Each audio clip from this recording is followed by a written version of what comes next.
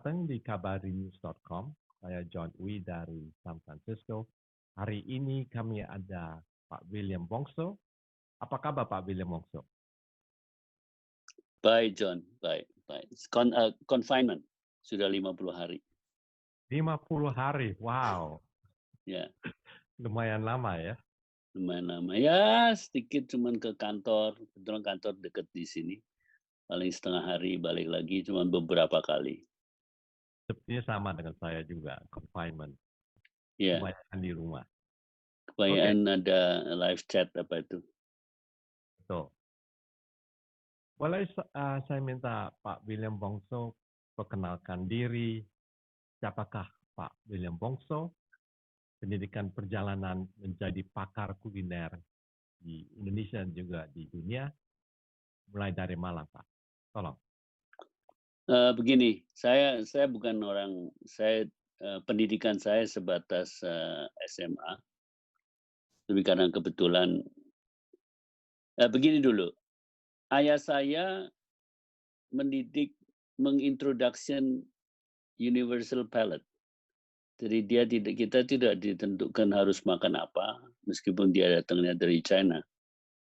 Dan praktek sehari-hari dia menyukai makanan Indonesia. Kalau kita kemana-mana, dia nggak ada harus makan Chinese food. Karena saya dulu di broadcast lama, cukup lama, dari awal. Mulai ada broadcast yang namanya dulu awalnya radio amatir, terus ke radio komersil. Tapi pada tahun 77 saya pindah ke Jakarta dari Surabaya untuk buka bakery, yang mana saya sendiri kan nggak tahu seluk-beluk soal bakery. Nah, kita hanya pakai orang Jerman, bikin roti yang katanya banyak orang ini buat nimpuk anjing mati ini. Kalau apa tuh roti-roti rye bread itu kan keras sekali. Jadi saya coba belajar, saya ke Eropa, saya keliling ke dari Australia sampai Pasifik sampai ke LA. I did not see something good about baking. Akhirnya diperkenalkan memang the sources of good baking and classic continental baking ya di Eropa lah. Jadi sejak itu saya sering belajar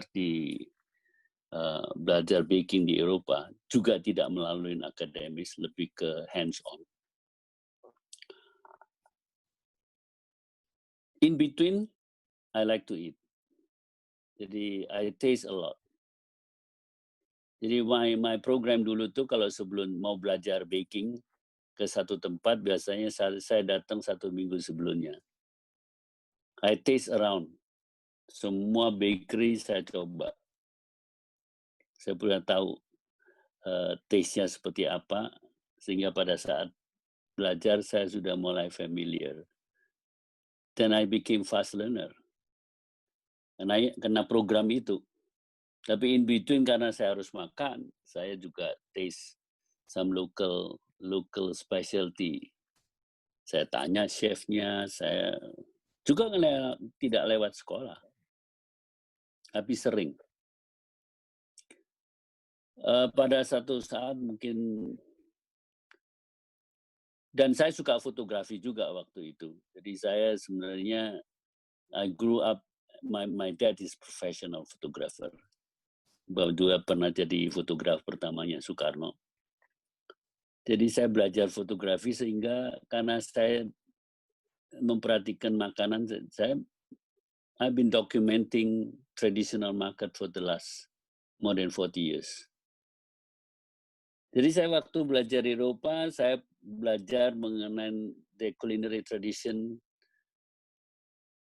Kira-kira 30 tahun lalu saya mulai sadar, 30 tahun lalu saya mulai sadar loh.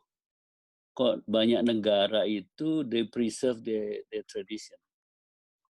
Indonesia kok santai amat. Tidak banyak melakukan, just take it for granted. Baru saya sadarin bahwa memang Indonesia is very diverse. 17.000 kepulauan meskipun 8.000 yang ada penghuninya. Tapi if I make a comparison, Indonesia has the most diverse culinary heritage due to geography, belief, local culture, local wisdom, religious, etc., and the economy. Jadi it's hard to learn from one perspective if you want to learn. Either you want to just go to learn, especially Padang, then you just spend time in Padang and to learn. But if you want to learn all Nusantara, you spend ages. And you have to source who are the good local ibu-ibu. They've been inheriting their own tradition untuk membuat makan-makan lokal yang khas sesuai dengan selera mereka. Dan Indonesia tiap tempat beda-beda selera. Dari kepulauan Sumatera sampai Papua itu gradasinya dari yang paling berat spice-nya sampai paling yang simple di Indonesia Timur. Jadi dari situ saya coba untuk revive, and well, it take years untuk meyakinkan bahwa hey, don't take it for granted. Dan kebetulan saya sering ditunjuk untuk melakukan banyak culinary diplomacy. Dan in the same time, I saw the reality. Indonesia itu berat. Kalau dikatakan sekarang banyak isu, kenapa kita nggak bisa compete? If we say we are good, kenapa kita nggak bisa compete? Yang paling dekat aja sih Vietnam. Saya bilang bukan soal compete, the structure, the market structure. Orang Vietnam di mana-mana itu, let's say Indonesia itu tidak pernah ada disasters. To make Indonesian become refugees. Kecuali zaman dulu kan dikirim ke Suriname, apa itu. Tapi Vietnam kan refugee, both people. They create their own environment everywhere they settle. Indonesia kan scattered. Like in America, just for example. Amerika tuh menurut data, seluruh Amerika mungkin 130.000 orang Indonesia di mana-mana. You live in San Francisco, you go to San Jose. I think San Jose itu begitu you enter San Jose, the billboard is Vietnamese. What that mean? It's a lot of Vietnamese living in San Jose. Few years ago, I got the record. I got the data. It's 130,000. Jadi every step you walk, you see Vietnamese restaurant because they want to savor their own food. Indonesia nggak ada. Saya barusan bicara juga dengan KBRI San Francisco, dengan para pengusaha restoran, dengan webinar. Mereka kesulitan. Karena workmanship-nya mahal, mereka buka restoran dulunya tidak plan karena memang merasa pindah ke Amerika dan negara yang promising, atau mungkin tahun 98 dan lain sebagainya. Mereka tamat plan, mereka bikin. Tapi structure kita tuh beda. Vietnam negaranya, industrinya prepare untuk support. Indonesia, kalau mau masak Indonesia harus nimbrung kemana-mana, ke Asia Store, ke Vietnamese food hall untuk cari barang-barang lokal. Nah, hal-hal seperti itu it's not easy. Dan vocational school sekian banyak itu ada kira-kira 400 vocational yang khusus cooking. Itu juga programnya Indonesianya, bobot Indonesia, silabus Indonesia sangat kurang. Jadi banyak hal lah kita itu harus prepare menghadapin situasi. Now everyone everyone kalau traveling, they want to taste authentic local food. You see in everywhere in America, tiap kota ada culinary tour sekarang yang dulu nggak ada. Saya barusan menjual tahun lalu, saya menjual package kerjasama dengan Joanne Peterson di Wisconsin, It's Mad Indonesia. 3 hari kita announce sold out. Because they have internet. This is the second time. Tapi karena COVID sekarang kita tuh akhirnya mundur lagi. Sold out within 3 days. 10 person maximum. Dengan 2 guide, jadi 12 orang. Jakarta, Medan, Bali. Dan mereka di Bali pun tidak mau tinggal di daerah Kuta dan Seminyak. They don't want touristic place. Tapi they focus di spot culinary.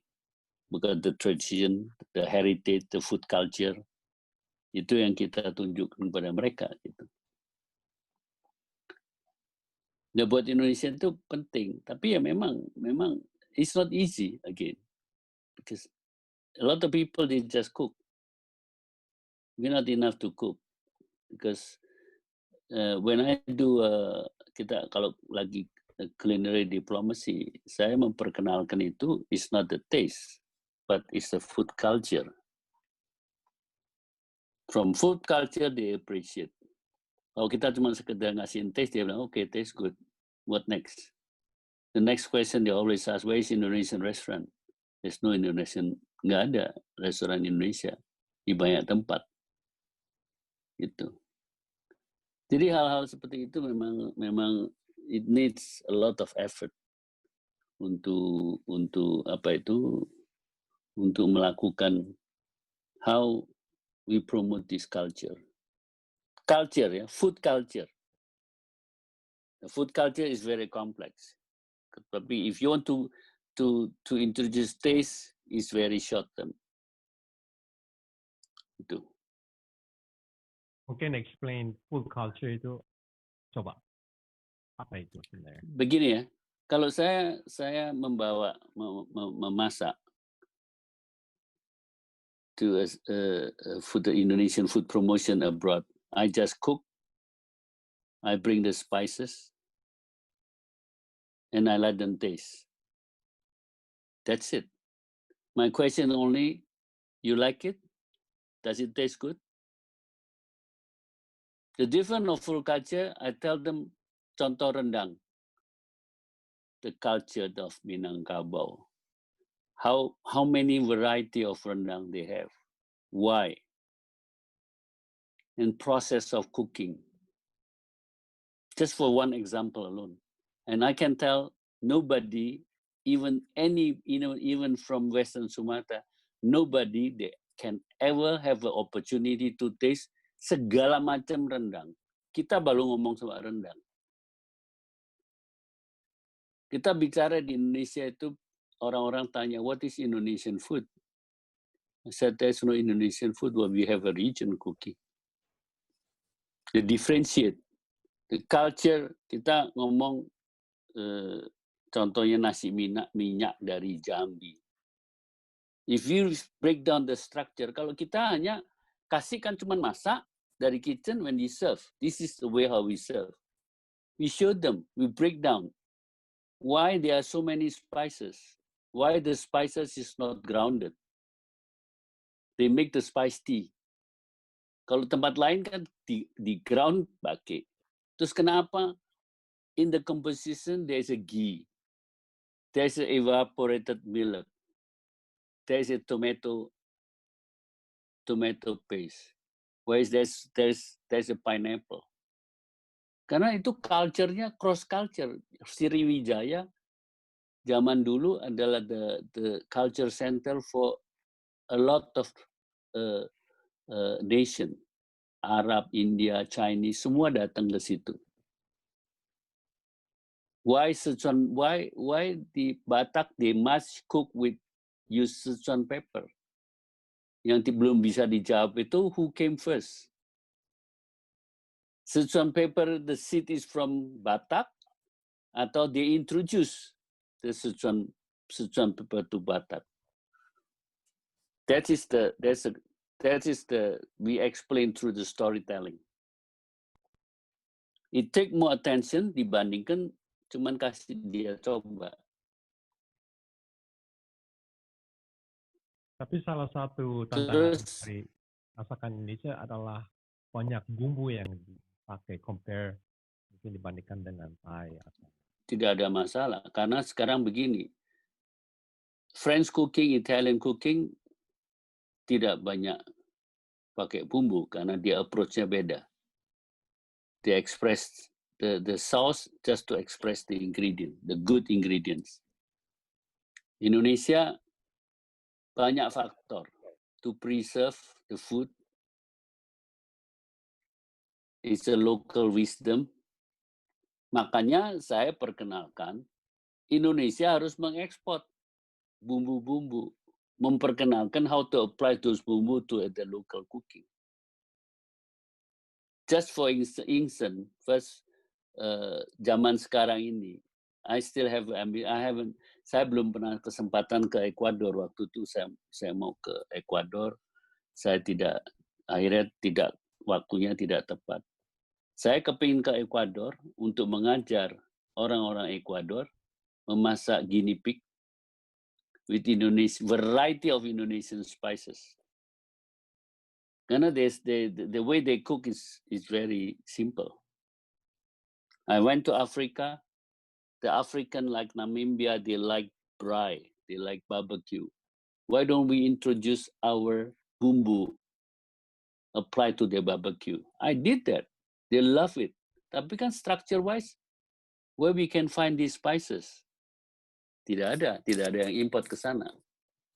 Itu karena saya bawa ke situ. I cook all kind of game meat dengan Indonesian spices. They love it. Karena kalau di Afrika mereka pakai dry spices. Indonesia pakai process from fresh spices. Jadi as a spice paste. Karena itu ada dua, sometimes confusing. Spices and spice paste. Spices itu ya clove, cinnamon, nutmeg, cumin, coriander. Itu dry spices yang dulu orang Belanda mengekspor rempah-rempah itu rempah. Tapi kalau bumbu adalah cabai, bawang merah, bawang putih, lengkuas. Itu yang dibikin bumbu.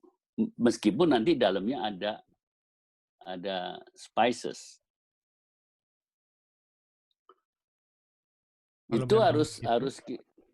Kalau memang begitu, yang perlu dipromosikan adalah bumbu, bukan? Yes. Karena it's not justified kalau kita nggak mungkin mengajar orang Amerika masak Indonesia dari resep. Cari individual bumbu aja susah. As simple as you do any American kan sering bikin simple soup. Simple beef soup. That every day is a comfort food. Kalau di Perancis ada namanya pot au feu. You do your way. Terus saya ambil sebagian bumbu soto ayam saya masukkan ke dalam situ. Atau bumbu soto Betawi saya masukkan dalam stoknya dia. It changed the taste profile. It's so easy. You just buy. Tapi kan mesti diintroduce this brand, this quality, dan lain sebagainya. It's another process. But that's a simple way, more economic. Kalau buka restoran, banyak yang tutup. Ini kita nggak ngomong, kita bicara sebelum COVID. COVID sudah kita nggak unpredictable saat ini. Tapi memperkenalan bumbu itu masih a chance. They like grilled barbecue. I give them a package of Indonesian spices. Di marinate, they do barbecue. Nah, Pak Wongso sering introduce bumbu munik. Itu hubungannya Saya bagaimana? pakai jari zaman. Enggak. Ini Oh, bukan. sering ada confusion dikira saya punya. Saya Ya. pakai karena dari zamannya Garuda. Mereka dipakai dari beberapa tender dan saya anggap baik. I have nothing to do. That's not my company. I choose something is good. Saya harap perusahaan-perusahaan lain juga membuat quality yang baik. Saya memilih bumbu bukan yang murah, yang baik. Yang bisa mengekspreskan quality yang seperti apa yang kita dapat. I can cook a lot of rendang abroad. Tapi bayangkan kalau kita suruh bikin 100 kilo rendang di San Francisco, bumbu yang fresh yang harus kita cari di San Francisco itu sekitar 40 kilo. 35 sampai 40 kilo. Is that enough people want to clean the cabai, cabai dan semua bumbu-bumbu dan belum tentu bumbunya lengkap. Nah, apakah ada pengusaha yang benar-benar promosi bumbu yang enak di Enggak, taste? enggak ada. Mereka Belum cuma ada. opportunity, dia kirim. Kan ada beberapa brand. Tapi brand mereka itu kan hanya orang Indonesia yang kenal. Tidak pernah diperkenalkan. You go to all the Asian store, you go to Vietnamese, produk bumbunya Vietnam itu kan banyak banget. You can buy. You just add something fresh. The aromatic you add. Indonesia juga begitu. Tapi Indonesia kan susah dapatnya. Maksudnya susah apa?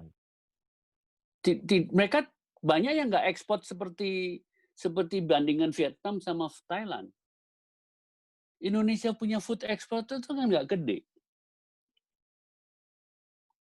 Bandingkan coba Thailand itu berapa tahun yang lalu tuh tiap minggu sudah satu jumbo kargo landing di Amsterdam bawa bahan makanan. Sekarang Vietnam,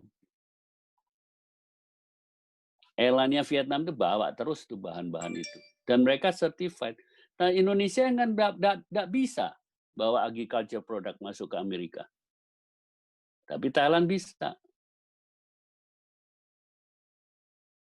Kenapa lihat coba, when I was cooking in Washington DC, Eden Village, food hall-nya segede apa itu punya orang Vietnam?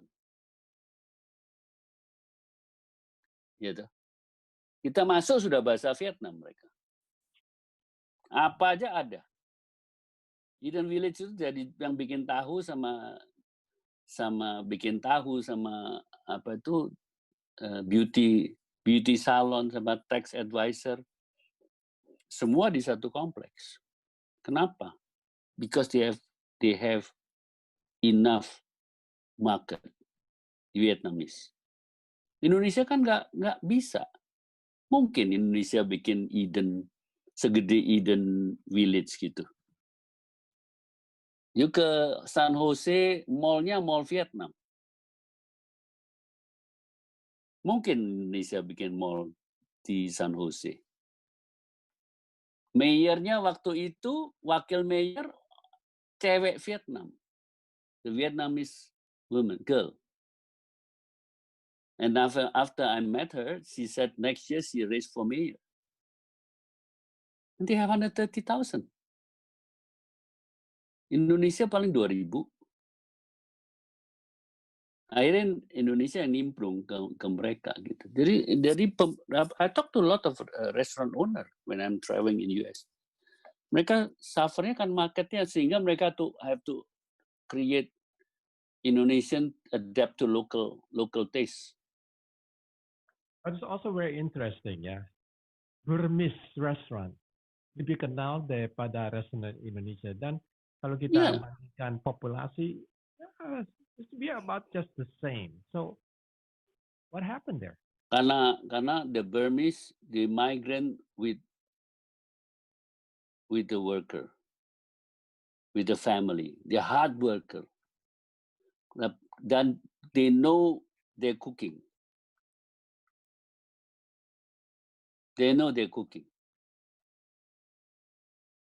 Indonesia ada restoran yang sudah puluhan tahun akhirnya di San Francisco juga harus tutup. Karena ya mereka komplain sering-sering bahannya nggak ada. Cabai sebentar ada, sebentar tidak ada. Saya bilang nggak mungkin. Indonesia itu kalau mau memperkenalkan makan Indonesia terus semua orang dikasih resep. Nobody want to do it. Do you have a time to buy all those nitty-gritty? Put everything together untuk bersihnya aja sudah masalah. Oke, ada yang bilang bahwa oh ini our family recipe is fine. Tapi US kan 1 hour $16. Karena mereka nggak pernah hitung jam kerja mereka. Kan dikerjain sendiri satu keluarga. Misalnya. Dan juga Indonesia itu cari koki Indonesia susah. Jadi balik lagi bumbu, betul? Bumbu, Yang nggak paling bisa nggak? Nggak bisa nggak?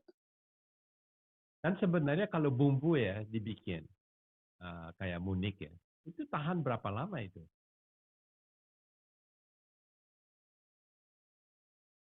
1 tahun. 1 tahun. Kalau mau tahan lebih lama, I advise freeze it. You buy bumbu, any bumbu from Indonesia.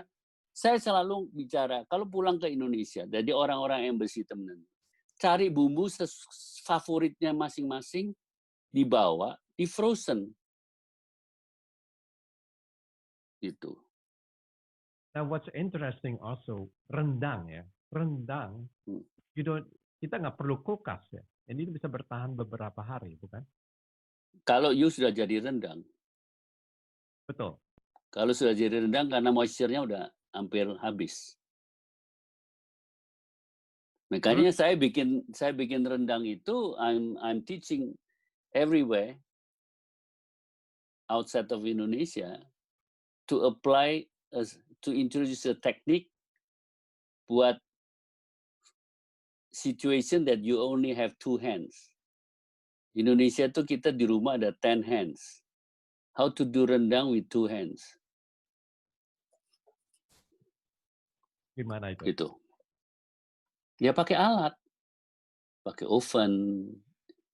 Kalau enggak kan dia standing in front of the stove for 4 hours. Or they just cut 2 hours dia bilang udah jadi. Atau dia masukin presto. Or they boil. Nggak bisa. Rendang you can't do otherwise. If you do other thing, other method, you can use, kamu nggak pakai santan misalnya, barusan ada webinar di Turki dengan semua, ada 140 orang ibu-ibu yang scattered tinggalnya di mana-mana di Turki. Turki itu lebih susah lagi dari Amerika cari bahan-bahan. Karena katanya mereka very protective. Boleh nggak bikin rendang pakai susu? Ya itu makanan aku bilang. But not rendang. Bisa dimakan.